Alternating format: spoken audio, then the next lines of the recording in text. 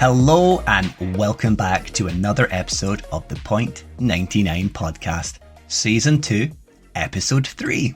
The Point 99 podcast is a running podcast made by runners for runners. If you're new to running, we hope to have topics and discussions that will help you along whatever path your journey is taking. Or for any seasoned runners, maybe some stories that will have you empathizing with our experiences, whether it's lessons we've learned during our own journeys, embarrassing stories, or heartstring pulling moments. We hope you'll stick with us while we try to share some good vibes, motivation, and positivity, and hopefully we can have a laugh along the way. For episode 3, I have an absolutely amazing guest lined up for you. The spectacular Tania Carmona. Much like episode 2's guest, Mike Houston, the pole fit ultra runner, Tania is an absolute warrior and achiever of some truly mind-blowing distances in the world of ultra. But moreover, she is a certified level 3 personal trainer and ultra running coach. I loved speaking to Tania and having a good old chat in what was a less structured recording than was had in episode 1 and 2, but it was super enjoyable. But before we get stuck into the interview with Tania, let's cover the happenings over the past week. Episode 2 with Mike Houston, the pole fit ultra runner, went down a storm. I've seen some great messages to not only myself in the podcast, but also to Mike, and deservingly so. We only scratched the surface of Mike's story in ultra running, but also into his openness towards mental health and helping others across the wider community. I'd be thrilled to have Mike join me once again in the future, and thankfully he feels the same.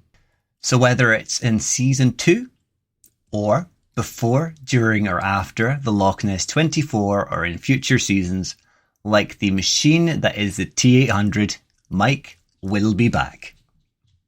I'm also pleased to say that all the Run the Blade Weekender shoutouts absolutely bossed the event. Even the members of the community I didn't know were going to be taking part looked to have a fantastic time. Congratulations to everyone, but a special shout out to both Karen and Jace for smashing the 50k ultra. Karen especially had been grinding away up to the event, always smiling, always positive, like her Instagram handle, even when things were a little bit tough. A massive congratulations, Karen. But also to Jace, who only signed up to take part in his first ultra on the 26th of June, so not that long ago. Sure, Jace is a really strong marathon runner, but to absolutely demolish his first and, as he says, his only ultra marathon in 5 hours and 13 minutes, that's truly something spectacular. Personally, I think Jace should think about changing his Insta name to the Edinburgh Ultra Runner. It was really great to see so many faces from the community at the various distances across the weekend, meeting up and having a good time, even with the torture of running. But from the torture of Run the Blades 10k, the Dibber's very own Pocket Parisian made the ultra-marathon worthy trip north into the Highlands, ably chauffeured and accompanied by the legend who is Control-Alt-Delete, to join myself and Trail to Try, Lorna, for a team recce of the Loch Ness 24 route.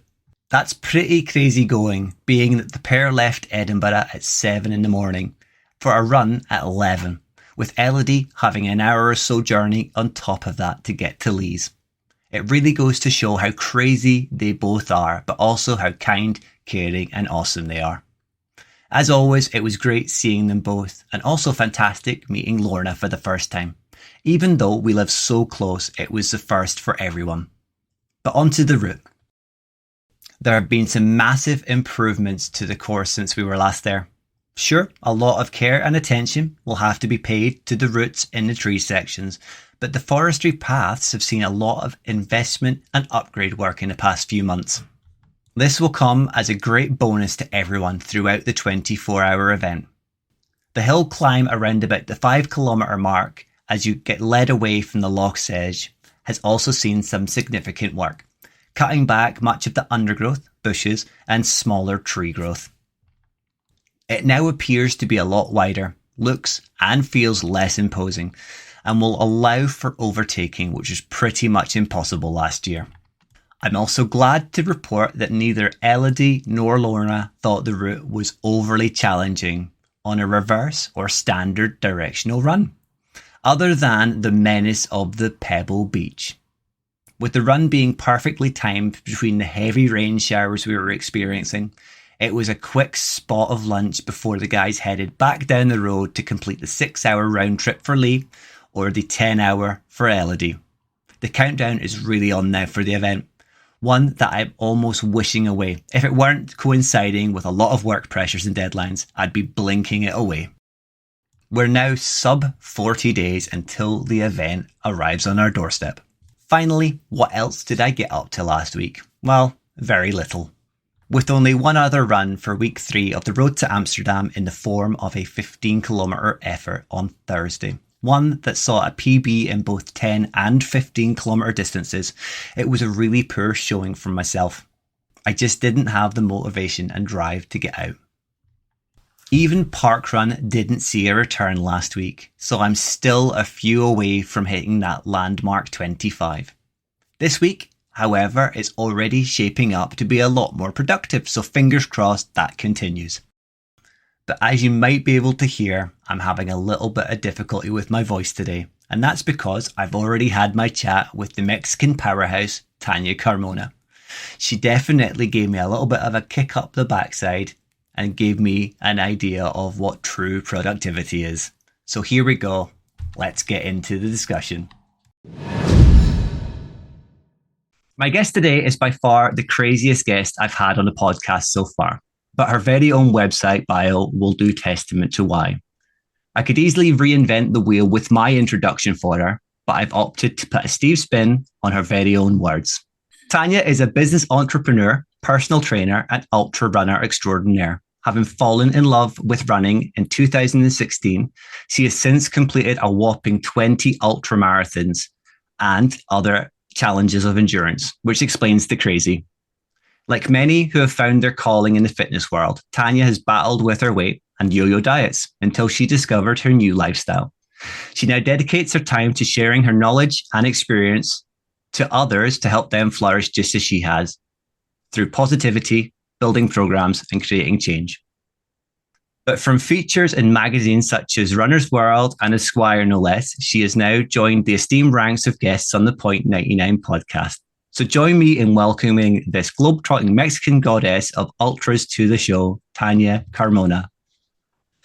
There we go. A little bit of a stumble there. That wasn't too bad. Third time. Third attempt. Oh, you're good though. Yep. Yeah, perfect. Good. So we've just had a little chat before I hit record. So I've got to know Tania a little bit better and she's got to know me a little bit, I think. I ask a lot of questions, but she didn't ask so many back. So, but I'm glad to be joined with you today because it's something a little bit different. Again, another ultra runner. Not a world I know a lot of about, but again, from our pre-chat, it turns out I know a little bit more about it. I follow a few ultra runners, but not so many females. So it's nice to have, following up with Mike, who is, I think, compared to yourself, he's very early on his ultra marathon adventures. And then you've got, I said 20 there, but it's over 20 ultra marathons under your belt.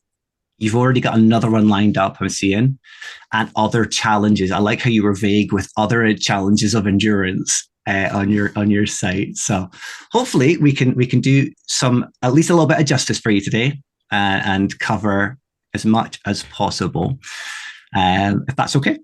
Yeah, of course. Love to share my experiences. If I do end up talking too quick for you at all, just tell me to slow down or shut up.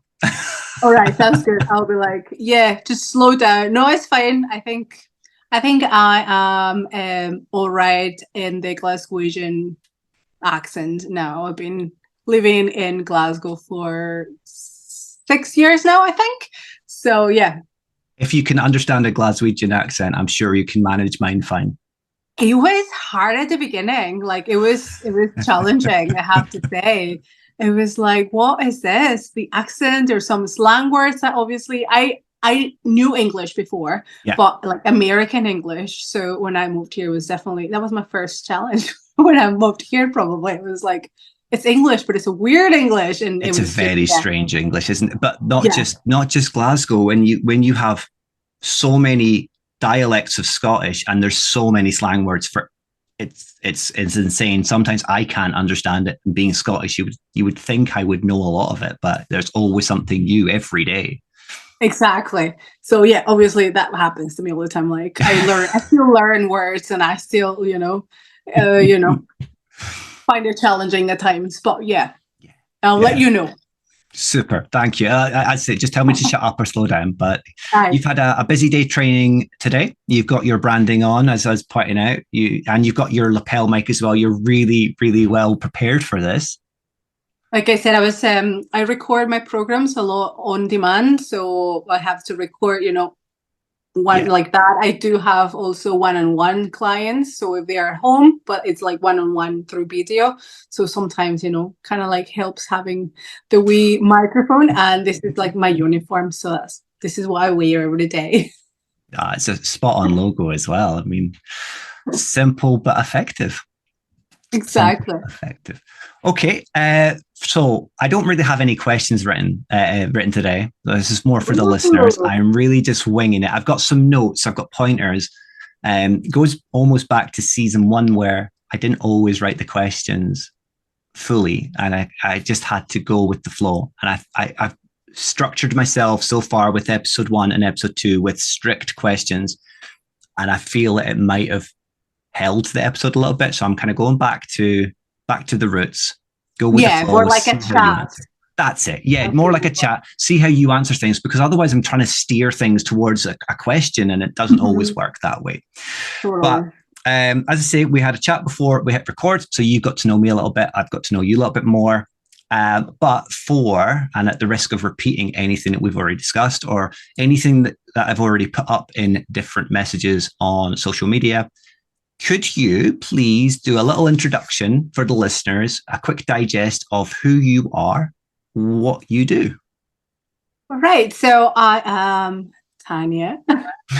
I'm from Mexico, and I am an ultra runner. I started my journey, 7 years ago?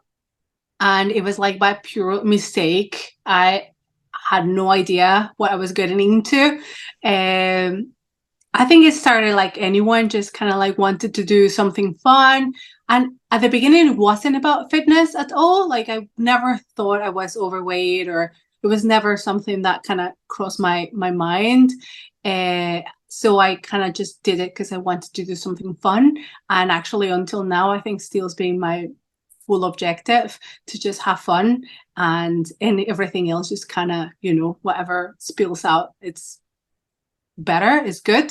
Yeah. But so I started, and then obviously I got through a massive transformation physically, mentally, just everything that, running and going through these challenges takes you. And obviously people are starting to ask, how did you do it? And what did you do? How can I do that? So I wanted to help these people to be like, give them like real and informative, not only like, oh, just do this, just do that. I wanted to have it like a knowledge. And that's where I started studying. So I got certificated as a PT, personal trainer, and also now I'm a certified ultra running coach as well. And mostly what I read or what I hear in my podcast, in my my earphones when I'm like running, which is hours and hours, is just books, audiobooks about running, about studies, about I love that part of it. So I start kind of falling in love into coaching as well, and just feel like coaching is taking a little bit of everything, mix it with theory and my own experience, and then I'm able to kind of help more people to that journey. Spot on. But I'm gonna pull you up on something you said just before we hit record. You said you don't necessarily enjoy running, so to coach ultra running and try and encourage other people to get out there. Exactly. Yeah. And it's when people are like, oh, I don't even like running that much. I was like, yeah, me either. Like I don't know if it's contrary from a lot of coaches out there are, but my coaching, I have a coach myself, and I love his coaching method, and I'm kind of copy it because it has worked for me, and that's what I can advise some people. Obviously, I advise or you recommend something that has worked for you. I'm not going to recommend something that I haven't tried or I don't agree with. So my method is my coach's method, which he's one of my biggest mentors. Is about not running that much, so I don't put massive distances in my training. It's for about strength work, and just it's more of being very just so less mileage, but with more objective of what you're doing. So we support a lot with strength training and other kind of training. So I don't have to run hours and hours and miles, but we mimic that situations in less time and using the gym and stuff like that. So being strength as our main foundation, and then sparkle a little bit of running on top. That's very different to what you would usually associate with an ultra runner. Like you say, go run for hours and hours at a time. But if you're doing shorter stints and then subjecting your exophysical self to the abuse that you would effectively be doing on a longer run in a shorter space of time, that sounds probably more appealing to more people. Exactly. Less time, more approachable. And that's why I liked it. I was like, I do like this. I do like going to the gym. I started really enjoying because I was able to last longer running without having to suffer that much. But I've never put myself through hours in running, which I do not particularly love. So, and obviously with that, having a strong base in strength, for example, I've never been injured. So it's also taking care of your joints, which obviously that helps that you are never get injured, but obviously reduce that injuries. And obviously with that you can build consistently for even longer periods. Like I said, I've been 7 years training consistently without any injury. So I've never had to stop because of an injury, for example. So that, that adds up into and more if it's an endurance sport like this one. That's what you want, because that's where endurance is built up through years and years and years and years. So it's more of a strategic method to do it, and it's just training smarter rather than just doing volume, stupid volume with no sense. So I guess anyone can go run for X amount of time, whatever the pace may be, but not everyone can suffer the intensity of the endurance of strength and conditioning on top of everything else. And and then you just kind of mimic. You can mimic, for example, instead of going running 4 hours, because that's another method that I've seen obviously a lot, is you do 2 long runs back to back, for example. Yeah. And obviously if someone is not super well trained or they're just starting and they start doing that, you see a lot of injuries because of that. But there's a way to mimic this, for example. So I would go a really hard leg day in the gym. So I would get my legs super tired, super sore, and then I'll go for an hour and a half, 2 hour run the next day. So my legs are the same, stay sore, but the mileage may not be much, but the input of that, the benefit of that when you wanted to run entire legs or, is the same without having to be out there for 3 hours. And mostly I train 40 to an hour every day. So I don't have to put, just only one day on the weekend to usually do my long runs. I mean, those do have to stay, but it's only once, So, definitely training is smarter. It's and that makes it also approachable for a lot of people, much more than, there's like old thinking of, I want to do ultra running. Now I have to, stop working and run every day for 5 hours. And, it's not the approach probably, It certainly sounds more approachable because you're not losing so much time of your day. You're losing an hour, which you might go to the gym for an hour anyway. Exactly. An hour is like that. Like I said, I usually do 40 to 1 hour at the gym every day. And then once in the weekend, I do have maybe my long run. And also just to remember that this, for example, I know ultra running, I do trail running, right? Because you can do also Yeah. ultra in the road.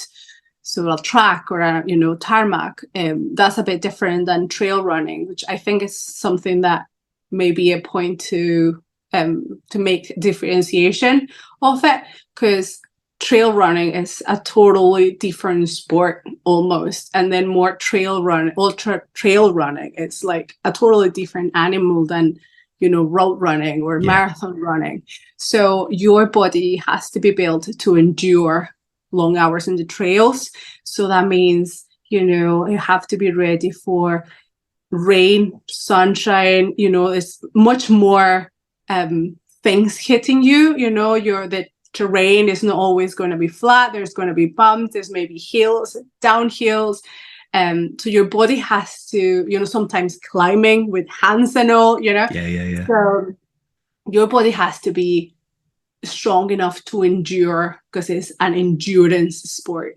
So that's how you build a body to endure at the gym. Just kind of get it really, really strong, really fit, and then sparkle a little bit of running in there.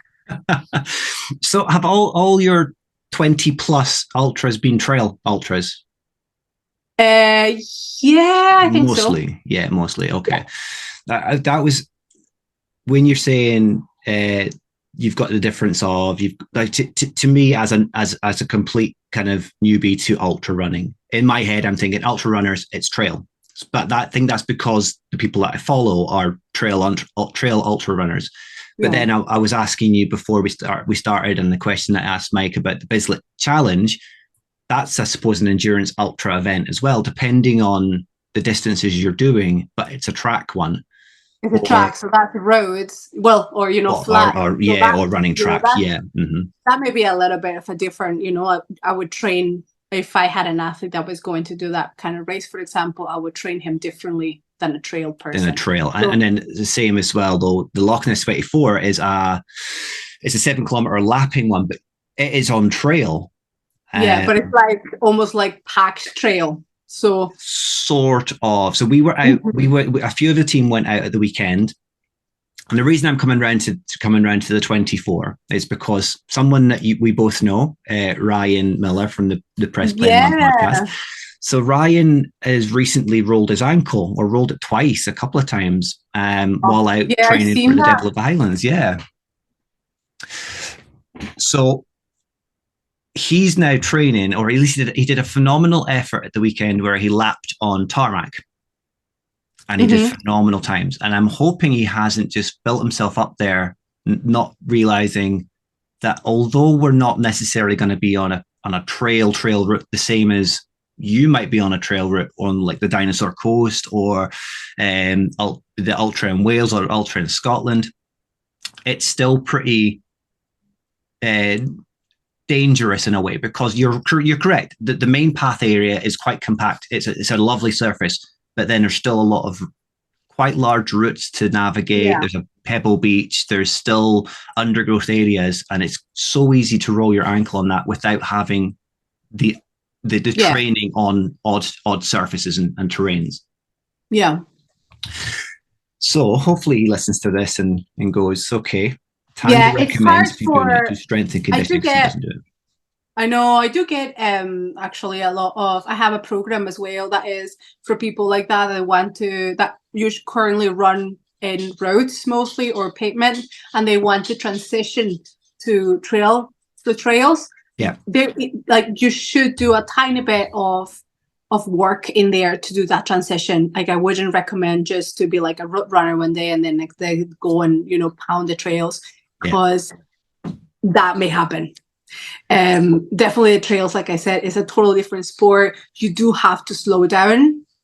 Maybe reason why the rolling ankles, if you're trying to go as fast as you are usually in roads, that is not going to happen. It's not going to translate that well. Number two, also do a lot of proprioceptive work, meaning just get those neural connections from your brain to your ankle. So when you're finding unstable surfaces like trail, for example, those connections are built in. So whenever you twist an ankle or something, that doesn't kind of like snap your brain and like totally let go, and that's when it snaps. So apart from flexibility and mobility, but that brain connection has to be quite quick. So whenever your body or your brain feels like, oh, it's a twist, it kind of like responds fast and puts it back to it. So it's also a brain reaction that has to be those connections have to build quite fast. So that, and there's ways to do it. There is a bit of training there to do, maybe with the Bosu balls. We do a lot of unstable work on one feet and the other one, and then a lot probably start with trekking a lot as well. That's kind of like a nice easy introduction, and then start building up that tiny bit of a run. But and then slow down. I think that's probably the number one advice that we give to people, and more so if they are like fast road marathon runner. Yes. Yeah. They want to go like, 10K, that's and you're going to be 10 times slower on trails. So just kind of like take it really, really slow. So what you've kind of got there is you're saying that ultra runners are effectively smarter than marathon runners because they've had to learn the mental side of understanding the stability and the strength to go. I feel like you're more. I think you're more, or you need to be more aware of your body, where you're standing. In road running, you can just maybe put your eyes in the front and just kind of like enjoy a little bit. In trail, your eye has to be always in front and down. Just so you can. Or like you're making decisions so fast and you have to make correct decisions, right? Because otherwise that's you out the road. So you have to keep your mind always one step ahead. So that kind of has to also be practiced quite a lot. It's not as easy as in road running where you kind of like, you can take off your eyes off the road a little bit. You know there's nothing in there and you can just kind of relax in that sense. In trail, like I feel your brain is always being stimulated by all those factors. Plus, if you add the navigation, that you have to be always, aware where you are, your surroundings. Also, you are out there for hours and hours, so you have to be aware of your nutrition, your eating. So there's a lot going on at the same time that you have to be very effective in taking care of yourself, because there's no one there, that. There's no table there with energy gels and a water bottle for you to get every so and often. There's no like thousands of people around you, like if you're training a long training run, I've been out there for 5 or 6 hours with no one around, and you just have to take care of yourself. That means ankles, that means nutrition, that means hydration. You have to be taking, and navigation as well. You have to be quite self-sufficient in that sense as well. So it is, all those tiny bits are things that obviously maybe road running is not, or this kind of marathon, for example, doesn't have. The route is quite well, you can follow it, or there's always people around you, or there's so you would hope with a marathon that the organizers planned it to be nice and flat, or as safe as possible, a nice flat road. I know. And I was like, I did Edinburgh Marathon, and it was quite an experience because it's been ages since I do a marathon. Like seriously 6 years since that was like my first marathon ages ago, and then I took trails, and it was just my trainer sent me you had to do 4 hours running, and then I was like, can I do road? And he's like, yeah, sure, why not? Like, because there's a marathon, can I sign up for it? And long story short, I got a number. So this was like Wednesday. Jeez. So I got a number for Saturday or Sunday. Close. Wow. The marathon. I know. Sorry for people that, there was someone that couldn't do it. So I just jumped in with her name, I thought I was bad. I signed up with 7 weeks to go. I could only do 3 weeks of training. And I think from digesting, I had an injury, a knee injury. We thought it was a knee injury to begin with. And it turned out my calf was just really tight. Yeah. And I actually think it came in from my training for my second marathon. It was very similar to what I was doing for Edinburgh, which was my third. And I was running up a local hill, and it's trails. So I was going up these trails, and I think I was going too fast. So my calf was getting too tight, because in my head, I'm going, as a marathon runner, as a road runner, I need to go up here as fast as I can instead of take my time and enjoy it. So my muscle was getting super, super tight, and I wasn't loosening it off again. So I've come out, I've had my physio, my masseuse has given me a good talking to. I now stretch properly at the end of doing trails. I take my time a lot more. I'll walk a section. I've learned a lot from watching your content, but also watching Mike's content. There's no harm in walking. There's no one's looking at your time and going, oh, he's going out for 2 hours and it's taking him X amount of time. It's enjoying yourself, and not, like you say, it's about trying to enjoy it as much as possible, so you don't burn yourself out and go, I don't want to go out today. Exactly. No, definitely. Like I said, it's just take your time. That's what I like about trail running. No one at the end of any of my races, there's no, like, if maybe a road runner, but a trail runner, a peer would never ask, what was your time? Like it's usual in the marathon world, that's the first question. Like, oh, what was your time? Like, I even feel like, oh, like, why are you asking me that? Like, you never ask that, So in my world, you never ask for times, or, it's not important. It's like, I finished and that was it. Like, you and me, we covered the same distance. We went through the same challenge, regardless of it took you 5 or 7 hours or 10.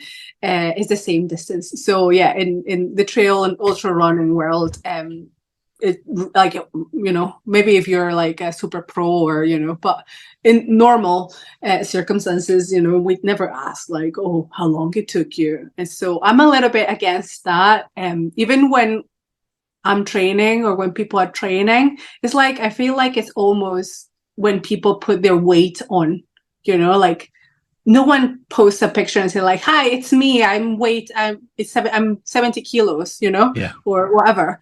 Like, it's something so personal. Like, it shouldn't be out there because you are putting pressure in someone else. So when I started my journey, I remember seeing people, posting just like that. You're like, oh, my run. And then seeing their paces. And I was like, I will never run like that. Like, I will be like, I'm just giving up. I'm not even going to try. Like, I will never. So I think instead of promoting, maybe they're doing it harmless, of course, but instead of promoting, it's not very inviting. So if you see any of my posts, I will never put, maybe I put the distance, but I will never talk about times. I will never put paces because it doesn't matter. So when that I'm trying to, and more like we were talking about women, don't feel, like nervous or feel intimidated by going in a race. So just go out there. It doesn't matter the pace. There's no paces. There's no time. Just go out and enjoy it. Go and have fun. Yeah. I think when I started out as well, very similar, like you said, it was fixating on other people's times. Right? Everyone does it. Exactly. And in season 1, we had words that grind people's gears, and it was, I only went out and did this, or I just went out and did this. And it's words that people don't realize they're using, but it does affect other runners. It does affect, definitely. I'm just like, now, like, I made a promise to myself that I will never, and I still don't put any times or splits or anything in my Instagram. Or if anyone is interested, there's a Strava, and that's what Strava is for. You can go and find me. It's obviously public. You can see it. You can see how fast or how slow I am. I don't care. But for the public, for people that I want to inspire, or they're starting that on Instagram, I'm just scrolling. That's my main feed, or my main way to communicate with people. I try not to. As I said in the introduction, it's about positivity and encouragement.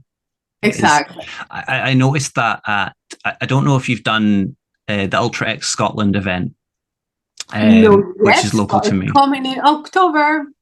Ooh.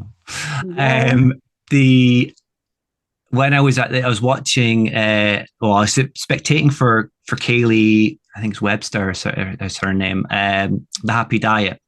Oh yeah. She did Ultra X50, which is Fort Augustus to Inverness sort of area.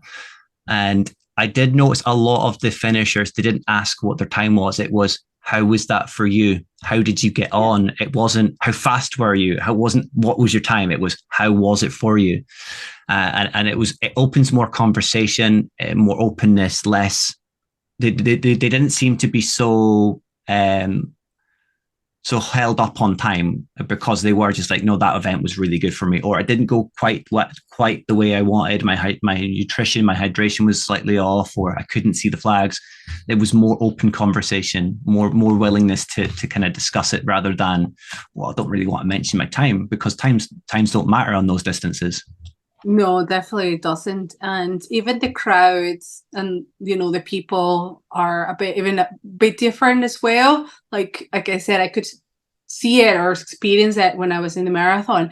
It's quite intense. Like I feel like running people are like, because they're so asphyxiated. I mean, I'm not saying it's in general, right? Obviously I don't talk about a certain person, I don't know. But in general, when I got into the start line, it was this I could feel it. It was like so, like nervousness, it's a pent up tension, isn't it? Yeah, like these people were like warming up, like so serious. And if I was a new runner, I would be like in my pants. I was like, oh my god, what's about to happen? Everyone looks so serious and so, like, this isn't it rocking? Like if this was my first rodeo, I would be like out of here. Like I was like, I don't belong here. Like obviously I knew what was going on. It was interesting for me to see, because I obviously seen it now, and like as a trail runner experiencing a road marathon, and I can see definitely the crowd is a little bit different. Like, no, I went by myself. Like I said, I didn't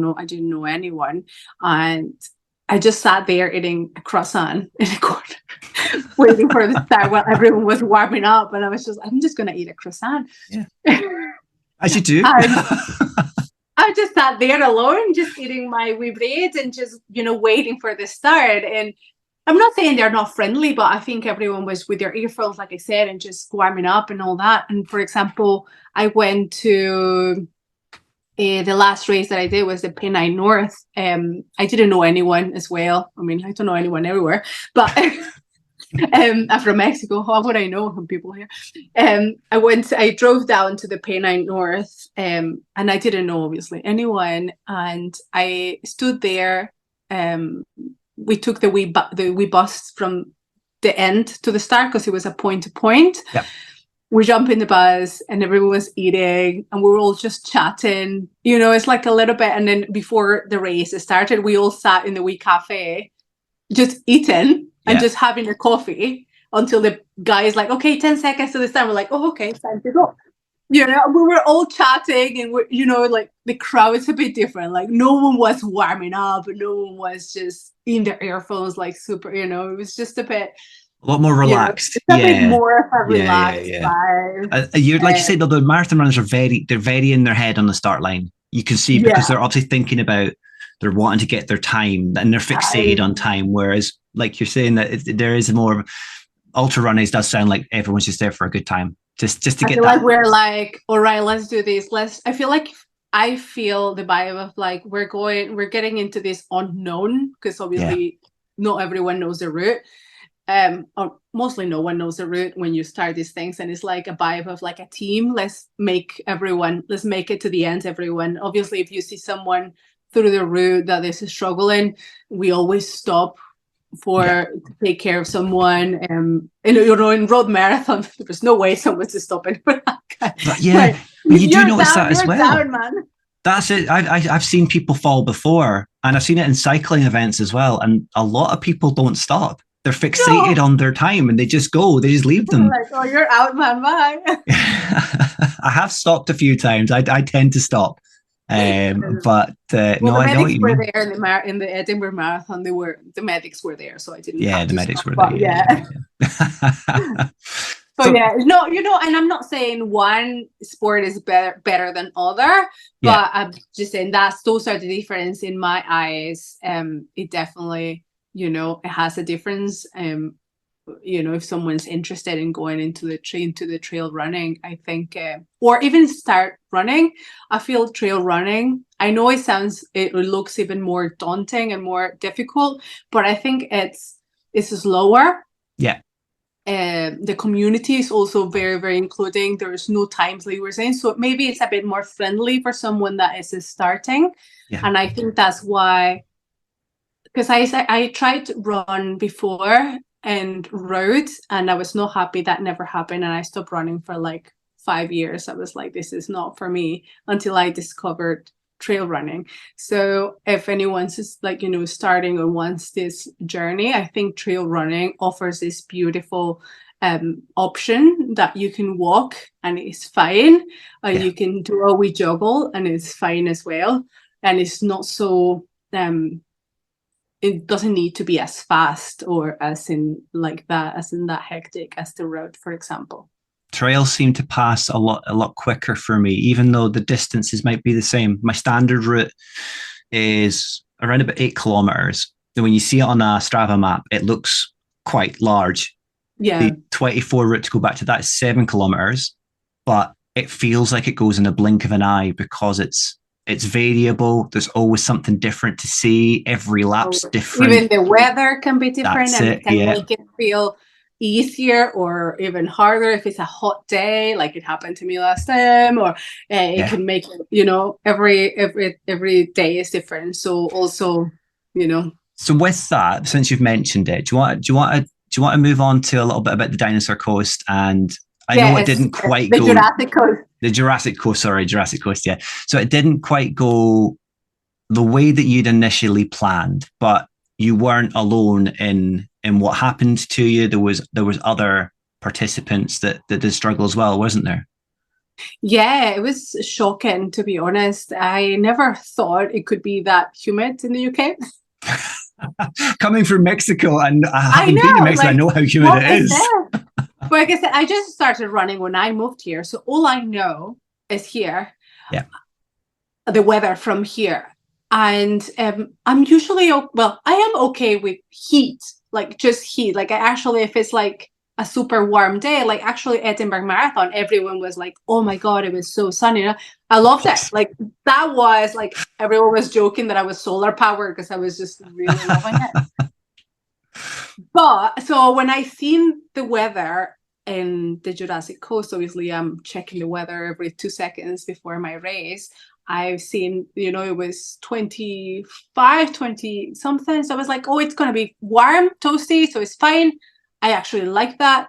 Yeah. But I never thought about the humidity factor. Like I never, that was a new thing for me. So yeah, right from the start, I think from kilometer 10, 12, it was like what my water was gone.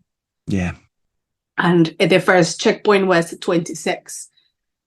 And yeah, it was just not what I thought, which again. But you can't plan for everything. You can't plan for every eventuality, can you?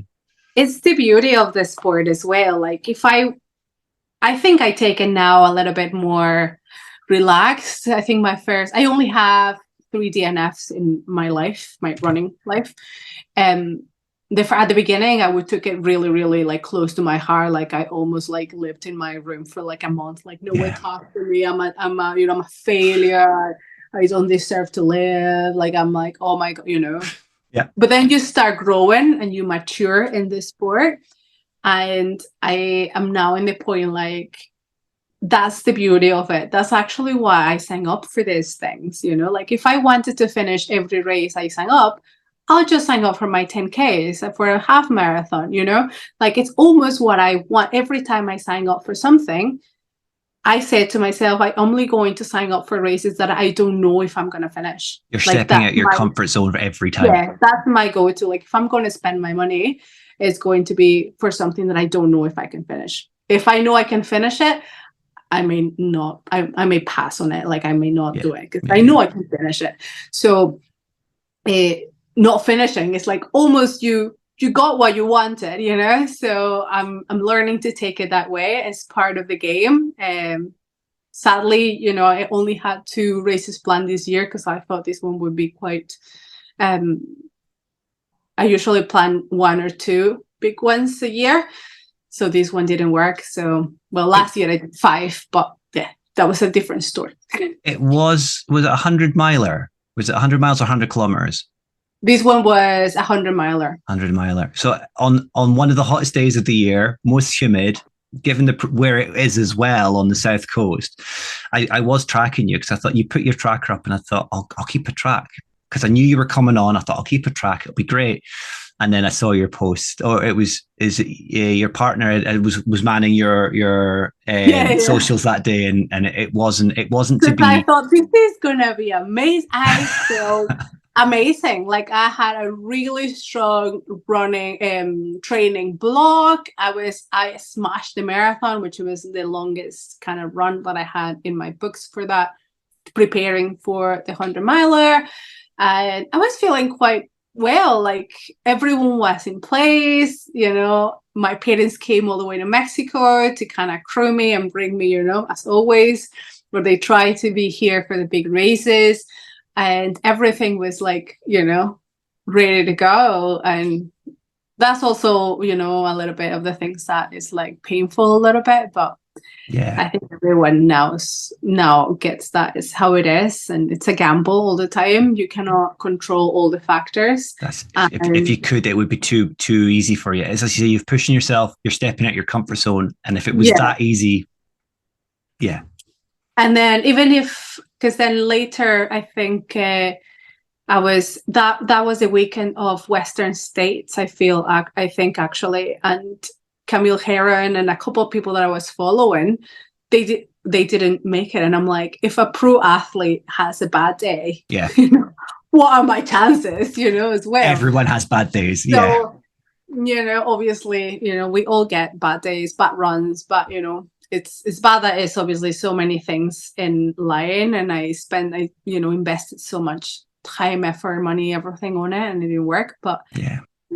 So it's maybe not something to put labels on, but would you class that as your least favorite run so far, or any of the DNFs, or is there maybe one that maybe an ultra you've completed that you don't look back on as favorably? Oh yeah, I have one from last year. So last year I did 5. I did the GB Grand Slam, so it was 5 50-milers in 6 months, and the one that I didn't like, but I had to do it. Mm-hmm. If I was my choice, I wouldn't have done it, but I needed to run 5 in order to complete the Grand Slam. It was the Chester one. So it's Chester 50. Okay. And it's all flat, mostly, next to a canal or a river. It's just like from here to Edinburgh. So it's like the one from Glasgow to Edinburgh. It's just next to a path. And it's all like that. Oh my God. I swear. It's too boring for you. I thought my brain was just going. And it's too flat as well. My knees, my hips, everything was just so much in pain. So when people say like, oh, that's flat, it's going to be easier, it's actually worse. Yeah. Because the same muscles are being worked all the time. In comparison to, for example, one of my favorite ones was a Pennine barrier, which it has a lot of elevation. But, because you're climbing, maybe your quads are resting a little bit more. And then when you're going down, your glutes rest, your quads work. Yeah. So it's kind of like one thing is working, the other one's resting, and then you kind of like, I didn't even finish that sore. Not as sore as I finished a flat one, for example. So apart from like not being very visually, motivating. Yes. That one, just anything that is flat, it's a killer for me, just because, again, I'm not a fast runner either. So I do need my walkable heels to kind of like rest a little bit. Yeah. You were asking how much do we walk? We walk a lot. A lot, yeah. I walk a lot. So all the uphills, I will be walking, and I'll just juggle down I'm all right going down. I can downhill quite fast, and then just the flats, I just juggle them down as well. So yeah, But yeah, that one probably something that the Chester one was quite So flat. I'm not going to But say it's your worst one. So let's label it as your less favorite. So what's on the yeah, flip side? What's your most favorite then? so I think the most favorite one, the last three I did from the GB Ultras, they were beautiful, beautiful. They were all different. And then like I think it was before we were recording, I was telling you that I run these distances because I want to travel. I Yeah. really love to travel. And that's my way, because since obviously the UK is not my home country, it's been a way for me to travel and experience and see a little bit of the country. So this Grand Slam last year gave me a beautiful good excuse to travel and see a lot of different parts of the UK. So the Pennine Barrier was absolutely beautiful. So you climb the 3 Yorkshire peaks, plus obviously a little bit more. Yes. So it's an 80 plus. And then there's Wales, which that was absolutely stunning. I've never been to Wales, so that was my first time stepping my foot in Wales. It was brutal, but beautiful. And the third one was Snowdon. So you actually climb Snowdon on the race and then obviously go down and loop around. Is that the medals for it behind you on your picture frame? Because the Welsh medal was massive. Yeah, that's the Grand Slam medals, are they? Yeah, these are the 5, and then I have a massive that's in my. Is that the one that's in the photo? Is like the size of your head? That is the size of my head, and because of those 5, I got a massive medal. That's what I wanted when they gave it to me at the end of 5, which it was a last one from Snowdon. Yeah. I wanted to cry. I was just so tired because it was 5 events in 6 months. Like even the last one, I was so tired at the beginning of that one, and then you were asking me to climb the Snowdon and down, and I was just so done. I was just like, but if I knew if I failed one, I had to do Glasgow to Edinburgh to make it up so I can do the 5. Oh yeah. I know exactly, and I was like, there is no chance I'm going to do. If you didn't like Chester, you weren't going to like Glasgow to Edinburgh. So I was like, no, I'm climbing. I'm hurrying up. So I was like, in one checkpoint, actually, it was like super close. They were like, oh, you have 40 minutes to spare. So it was like, oh, like I was almost catching checkups, check-ins and at the beginning of that one, because I was just struggling. But then after I kind of picked up, but it was like, oh my, there is no way I'm doing Glasgow to Edinburgh. It's so cool that it's so cool that there's like a British version, ultra version of what would be to an ultra runner the equivalent of doing the marathon ultras, doing the big 6. So that's like the big 5 in UK ultra running. That's really cool, and you get that massive trophy at the end, a massive medal, a massive one. And then I didn't bail in any of them. Like my 5 tries. Obviously, if you fall off the wagon, there's another 2 that you could make up for one another. Yeah. So, but there was one only. I think it was Scotland and Wales. You only had 2 weeks in between those 2. Yeah, I did see that on your Instagram. There was very little time between those. So that's even more. Yeah. It's phenomenal to do that distance in 6 months, but then to do 2 of them so in such close proximity without recovery time. I know that was when I was well, at the beginning, I didn't plan to do the Grand Slam. It was not in my head until I seen the medal. I was like, oh yeah, I won that, baby. So what do I have to do again? And like, you need to do 5 of these ones. And I start seeing, and I was like, okay, number 1 and 2, not too bad. 5 is not bad, but I was like, this jump from the 2 in the middle. 4 and 5. Yeah. I said, if I'm going to go as one of those, that is brutal. And then I seen obviously the distance and the altitude and all that. And I was like, oh, that is going to be a ride. But I said, if I don't make it, there's always that Glasgow to Edinburgh. But in my head, I was like, there is no chance I'm gonna do Glasgow. But so I need to finish this. So yeah, it was definitely, and the organizers are absolutely the best. So yeah, big shouts. If anyone also wants to start with, I would recommend maybe those the last 3-4 are for like medium.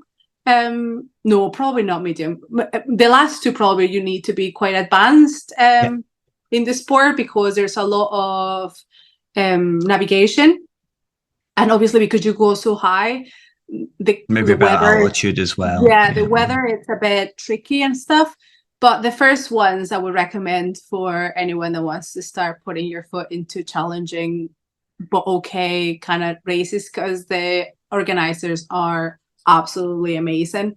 They will take care of you, which that's one important thing about when you're choosing a race. Also, the organizers, that they take care of you, that they don't just forget about you, just send you on your way and forget you until you get to the end.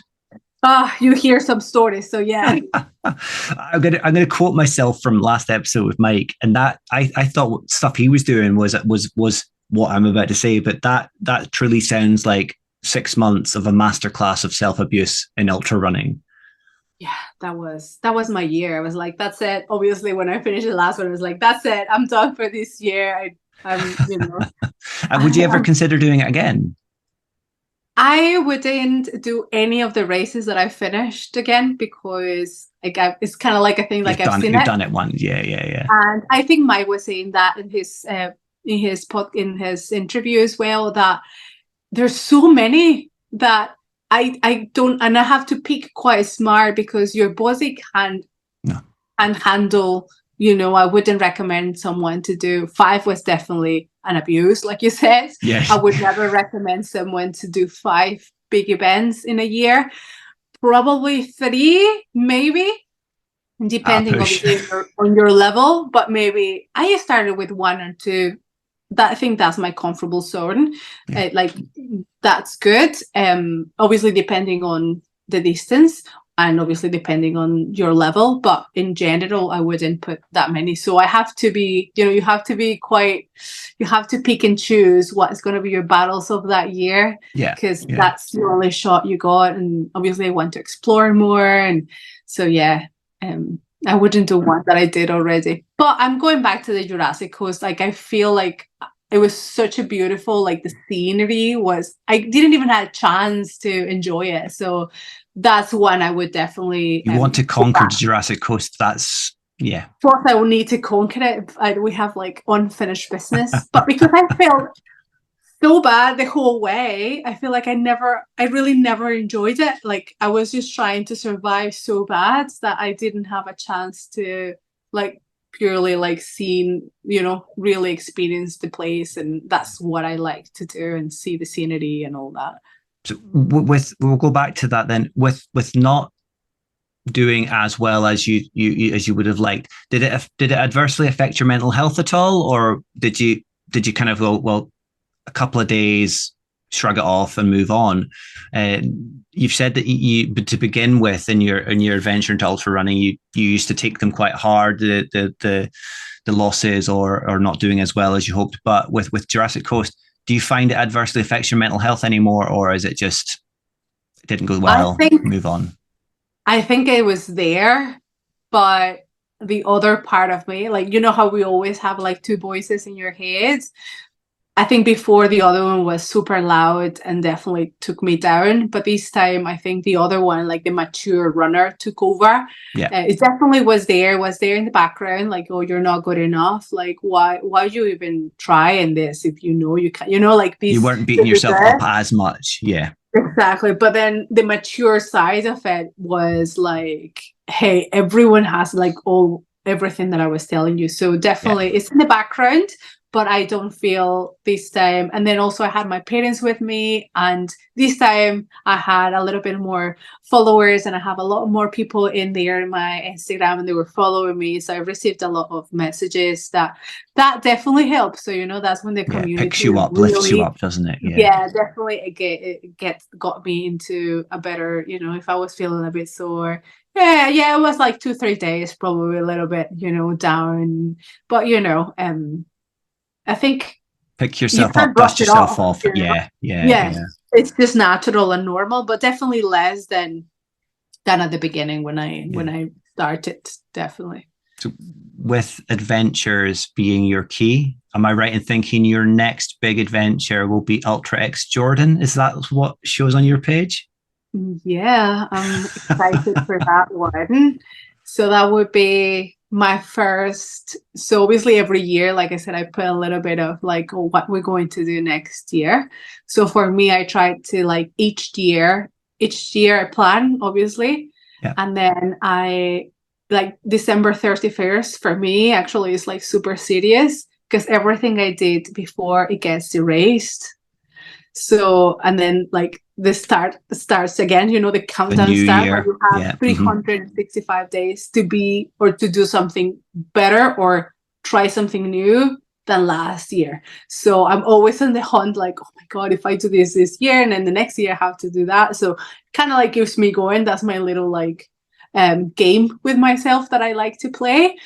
So I try to keep it like every year, you know. So this year I was like, oh, let's try to do 100 miler, which that didn't work out, but all right.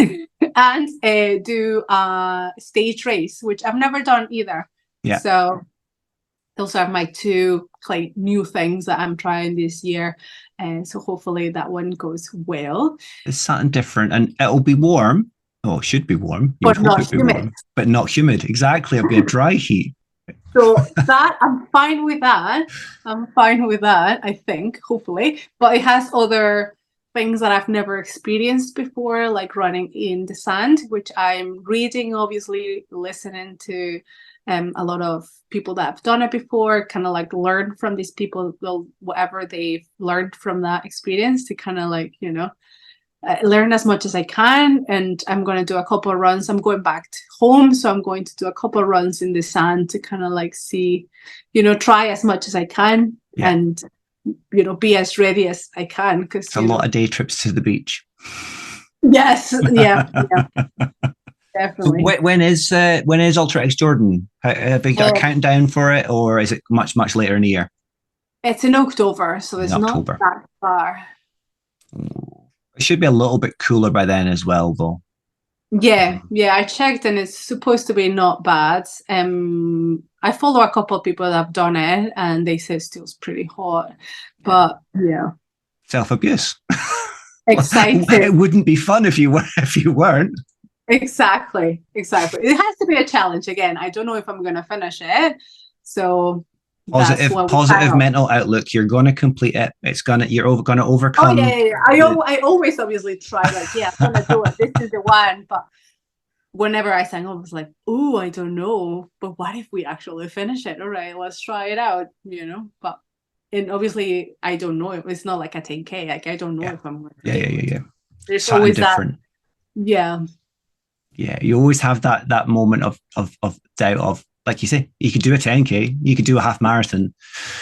It almost seems to lose its joy after that. And I think I'm in that sort of boat myself. I could go buy a medal, just do a 10K. I could go. I ran a 10K the other day myself, and just I got a PB in it. So why would I sign up for one unless I'm really, really pushing myself? And I do find I push myself more at events. But if I really want to achieve something now, it has to be ultra running, and it's something that I mentioned to Mike, it's something that I'm looking at. I would sign up for Run the Blades, but I have a rational fear of wind turbines. I don't like the noise. I don't like how big they are. Flat. I know, yeah. But I seen it and I was like, that is one I will never do. I like the look of the one that Kaylee did, the Ultra X Scotland, because it's so local to me as well. I wouldn't have to I wouldn't have to get a hotel. I could just rock up in the morning. It does. That's the other thing, obviously, with ultra running, you have to travel. Sometimes the logistics of it is, and you're usually out of the way as well. You're not in a city. It's not easy to get accommodation. Not usually have to stay one day before and obviously one day after, because when you'll finish too tired, or probably you're going to finish until early hours of the morning, the next morning. So you do have to stay So yeah, it's definitely a little bit more of the logistics and how am I gonna get there the hotel and or plane and rent a car, which I had to do in the Jurassic Coast, for example. Yeah. And yeah, it's a lot of logistics. Definitely that part. Also, it's not as easy like, well, I'm gonna rock into my 10K here. But you've then also got everything on top of that. You've got your kit, your drop bags, everything. It's a very intense experience for you, and then having to do other accommodation. So it is. Like last year with the GB, I was telling that to my coach. He's like, "How you feeling?" I'm like, I'm not feeling too bad, like body wise, but mentally, I'm so drained. Yeah, like you were exhausted from it. I'm just exhausted from like having to organize logistic wise everything, 5 trips and where everything has to be, and just have all my kits and prepared, and like all that was very stressful. And like I'm okay physically, well, kind of, but then mentally I was drained for a while for that. Yeah. You need a person. Yeah. You need a personal assistant to do all that stuff for you. Carry my bags for me. You just say, "Where am I going? I just need. What time am I meant to be there?" But you also get smarter about it now. With obviously 20 plus races I've done, now I have lists of everything. Yeah. So I'm a little bit more organized in that sense. Like I know how I like my bags. So I'm almost like a robot almost now when I pack my bag or a checkpoint. Like I know what works, what doesn't work. Like I just don't have to forget anything, but I have, like I said, lists. So I have a list. I know how to do my Excel file. So I like how it looks a certain way so I don't get lost. Like all those kind of things. I know it's a lot of logistics, but I have simplified it as much as I can now, because obviously doing it for so long now that you get into the hang of it as well. Yeah, it's a rhythm, and you know where everything is in your bag that you can just put your hand on it and it's there. Oh, absolutely. That is rule number 1. You have to. That's one of the things that another coach told me, is that you have to almost master your bag. Like you have to like close your eyes and know where everything is. Like, and until now, like my chapstick lives in the same bag all the time. My everything lives. It's like rubbish, whatever glue I'm finishing, it ends in the front pocket. And all that, like everything, I know where everything is at all times in my bag as well. Spot on. No, I'm learning a lot from you. I am moving closer and closer to the idea of signing up for something. So that's a good tip. That's a very, very, very good tip. Even since the beginning, just start, putting things where they are. So everything has a place. Everything has a home. Everything has a home. Even like I said, rubbish, it goes in the rubbish bags. The goods go usually here. Hard food like peanuts, cookies and stuff, they go in this side. Like I know, so whenever I want something, I know it's here, or I want to go here, so on. Or salt tablets goes in the medical kit, which also goes here, which is in the front pocket behind the water bottles. So all that kind of, but again, perfect place to be as well, because if you can't swallow it, then water bottle. That's you've planned that out. You definitely gave it some thought. I forgot my water bottle in the last checkpoint. Well, I think by that point, in your debrief afterwards, you had said you weren't really with it because it was so humid and you're so drained. You can't remember a lot of what's going on. And I think that was very similar in Edinburgh with the way that Ryan was. He couldn't remember a lot of what happened in the last half hour for him finishing. And it does sound, having suffered concussion in the past. Oh, I heard Ryan and that. I was actually during a run and I was like laughing because that has happened to me a couple of times, many times actually, in a lot of races. I think you just zone out. Like you do. I think with concussions, it's usually the cause is dehydration. And if you're going to the extremes that you're going to, and the same with him, and it was so hot for Edinburgh, easy of being dehydrated to the point where your brain switches off. I think also it's not only because dehydration, because I've had it also in good races as well. Okay. I think you just enter into meditative state. You're just so relaxed. that just everything just gets so quiet and you just get into the rhythm of the trail that I did the West Highland Way, and I can't remember, I swear to God, the first time I did it, because I can't remember the second day, like at all. Like it's a total you have a medal to say you've done it. I can't remember at all what happened. Like it's just no. That was my first attempt of 100-miler ages ago. 95 miles the West Highland Way. Yeah, Mike said that too. He doesn't like the idea. He wants to do it, but he doesn't want to do it because it's not quite 100 miles. Yeah, I know. But I tried it because I was like, oh, you know what? I just moved here to Glasgow actually, and it was one of the races that will be local for me in that point. So I went for it. I fell short at mile 70 something with hypothermia, but before that I couldn't remember a lot of things that happened as well. So yeah, but that has happened a couple of times. Maybe if you had a rough time, but also if you had a really good run, like to just go into this meditative state, which that's one of the reasons why I actually like running as well. It's just everything gets so quiet that just kind of like relax, and just the time passes and it's just entering like another dimension. Like suddenly I'm like running hour one, and suddenly I look back and I'm like 7 hours. When did that happen? The only thing I can compare that to, and I know people are going to be shouting and I'll get abuse for this, like, but the closest I get is I love driving. Yeah. And sometimes I'll drive from home to work and I'll be so relaxed about it. I'll have music on or I'll have a podcast on. I won't remember 3 or 4 miles of that journey. And then you start doubting yourself. Did I drive sensibly? Did I drive safely? And of course you did. But that's exactly it. That's exactly it. I think your brain just goes into like automatic pilot. Yeah. And you're just actually enjoying it and just kind of let go, and your brain's, does what it's doing. I'm usually listening to podcasts or audiobooks, like I said, and just such in the groove that when I would come back, I look back and I was like, oh, where'd that time go? Yeah. That's a great way of running ultras though, isn't it? Because if you're not having to experience the hours and hours of punishment, you start and then you finish and you go, oh, I'm done. That's even better. That's what happened with the first races, it was like 50k. Oh, that wasn't that bad. Wonder if I can do a 60. And then like when you finish 60, you're like, I wonder if I could do 70. And then just kind of like start, and that's where everything just went off rails. So I'll try and rein myself in now, because we've been talking for a little while, and I don't want to take up all your evening. No. So when you're saying there, you signed up, you've done 50k, you've done up to 100k. Do you have an end goal for ultra running, or is it one of these ones you think will just be always trying to surpass the last big milestone?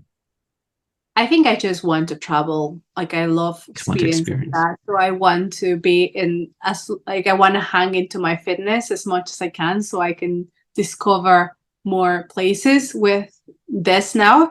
And the first step now is Jordan, that I'm feeling a bit stronger to be able to go, out there into, in a more serious location. Yeah. And hopefully I can do that more now that I am, my husband Andy just retired as well, so we'll be doing more and more traveling, and that's one of my objectives now, to travel. And everywhere we go, anyways, I always go running. So I have a wee channel that I put Tania Runs the World, because that's sort of like when I want to do now, just kind of run the world. And if it's a holiday or if it's a race, I just love discovering the places that I go, just with my 2 feet, and just getting lost a little bit in wherever I am. I do like that's on your profile. You've got all the flags of where you've been. That sounds like a great way of doing it. Just want to hang in for the fitness as long as I can. Which, thank God, ultra running is a quite old sport, and more for women. So actually, I haven't even reached my peak age. So yeah, it's great. I'm usually like the baby in the races. So I'm excited that there's still so many places you can go, so much you can do, stage events, 200 milers. the list will go on, and hopefully for a long time, like you say, you'll be ticking these off and achieving the unachievable to people like myself, really. Oh, it's achievable for anyone. That's Truly throw one of the yourself in. things I want to say, because I'm not, I don't know if you've seen my photos from before. Like, I'm not, I'm not talented. Like, it was not like I've been an athlete all my life and, I progressed to this stage. Like, literally, I just started 6, 7 years ago and from nothing, and just being quite consistent. And again, like I said, I'm not a fast runner. I just love the experience of it. So I think anyone, if you can walk, uh, you can do this. You certainly had that reel up just a few hours ago of this is who I was before, and this is where I am now. I think Exactly. that's really important. The only thing is, if you want to do it, obviously, some people will be like, "No, I do not want to do that." But if it's in your head tickling you, yeah, like, if it's a possibility, then I think it's good to always think in the what if I can actually do it? What if I can finish this? What if, instead of, oh, I'm not made for that, what if I can actually do that?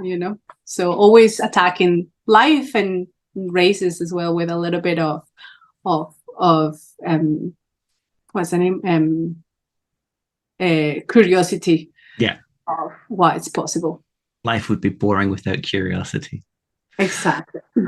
To finish off, then I did very late on. I put a question to see whether any of the audience had any questions for you, and I got one. You might not want to answer this. You might, of course, because runners love a good poo story. The listener question was from Roy Lamb, and he said, "What's your best or worst poo-related story?" Oh my god! It's actually on my blog. But Is I'll it? tell you. I will not make you guys read the blog, but I'll tell you the funny story. So it was during the Pennine Barrier. Like I said, it was a lot of climbing. Yeah. And on the way down, I was like, oh, I really need to go to the toilet. So as any trail runner, you just find a wee bit of, private space and just, kind of hang yourself, knee there. But my legs were absolutely dead, like dead. So when I tried to go down, I just fell to the ground. And I just sat there and I'm like, you know what? I'm just going to be here. Like, I'm just going to go here. Like, that's it. I'm not even going to try to stand up and do it. I'm just going to go here. And so I did. Obviously, I got up. However, I went. Also, your clothes are so wet from obviously sweating. So trying to pull them up is like getting into a wetsuit. So that's always a struggle. Anyway, I finished the race. Why not? I go back to my husband. He helps me to take, because all the clothes are seriously getting like a wetsuit out. Yeah, so he's like stuck trying to take off, the super, tight top and my super tight leggings, and he's trying to, scruff my back because obviously you're so sore. You're like, just, wash me. And then so I jump into the shower. I don't know if it's a poop story, but it's a funny story. I go into the shower, and then there's this like tons of like debris and muck and stones coming out of me. And he's like, what the hell is this? There's like half of like tons of stuff. I didn't even feel anything. Oh. We were just there, and I was like, oh, it has been, because like when I sat down, I didn't care anymore. I was just like, just sat down, got up and out. But all the debris probably and all the muds and stuff stayed in there. So it was just quite funny to see his face, and he's like, what is that? What happened? Where did you go? And why is that there?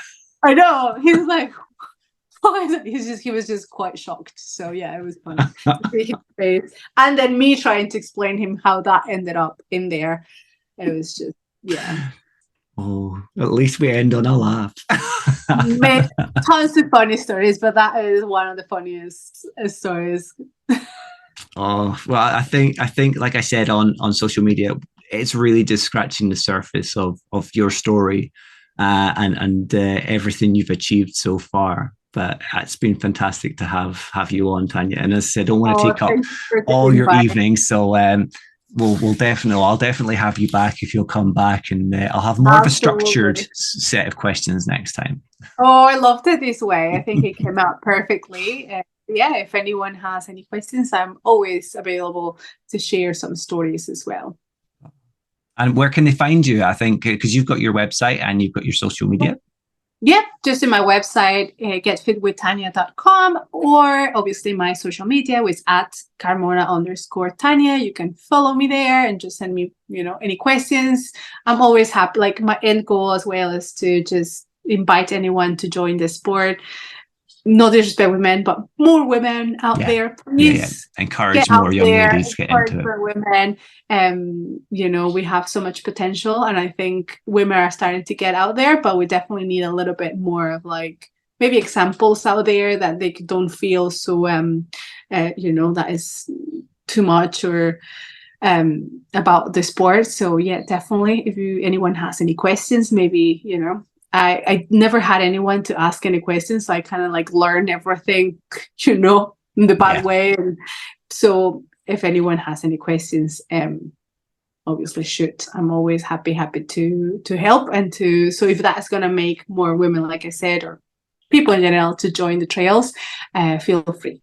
And if you're looking for a coach as well. Yeah, of course, as well. Spot on. Thank you very much, Tanya. I'll stop there. That was fantastic. Thanks. See you soon. Like with all my guests, I absolutely adored speaking with Tanya. I learned so much about ultra running, the method that she uses not only with her own coach, but also the method she teaches to her own pupils. If I've learned one thing from both Mike and Tanya, however, it's that ultra running is definitely a masterclass in self-abuse, but one that certainly sounds enjoyable. With the whole process being less about time and more about enjoyment and camaraderie, it's definitely something I'll look into for the future. As the episode draws to a close, and as my voice dissipates even more, let's quickly cover what I hope to achieve in the rest of week 4 of the road to Amsterdam. All being well, I'll get out for another run tomorrow, being that this episode has been recorded and produced on Wednesday. My new programme is to run on Tuesdays and Wednesdays, then either a Friday or Saturday with a long run on Sunday. But with my initial plan to give blood last night, I knew I might not be able to smash my Wednesday session. My run on Tuesday also didn't go quite to plan. It was raining. It was very stop-start because there was a lot of traffic on the country roads with it being school holidays, so my legs got incredibly tight incredibly quickly. But looking back at the stats, it wasn't all that bad. I'm just not looking back on it that favourably. But with Wednesday's missed session, I'll probably head out again tomorrow on Thursday. Then keep Friday clear. Head to parkrun on Saturday before hitting my long run on Sunday. With motivation and productivity in running being pretty low the past few weeks, I'm not beating myself up about it too much. I know the road to Amsterdam is going to be long and there's plenty of time to make up the mileage. I should have really taken it a little bit easier to begin with. I know I've hit it hard very quickly, so I'm just going to take my time, build up the mileage, and hopefully the motivation and productivity will come back as well. With a small medical procedure on the cards for Monday, I know that next week will also be pretty low in mileage. More because I'm going to have a few stitches and it's not going to be very comfortable. But I'll still try and get as many kilometres in as I can. Podcast-wise, I will be joined in episode 4 by the amazing Patrick Watkins, where we discuss his truly mega run streak, his battle with marathons, and mental health through loss.